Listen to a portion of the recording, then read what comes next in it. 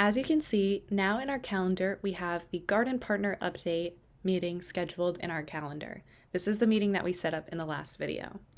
To add someone to this meeting, you'll go see these three dots at the bottom right-hand corner, and when you press them, you can go ahead and edit the invitation. And now you have the option on this right-hand side to add attendees. You will type in an email address of someone that you'd like to invite to your meeting, press their email address, and now you see one person has been invited to your meeting. But you'll have to press the save button for them to then receive an email with the invite link to your meeting.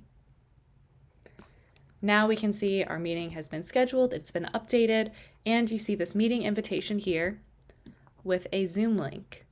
If you'd like to send this meeting invitation directly to anyone, you can copy the invitation and now paste it anywhere in an email or a text to someone.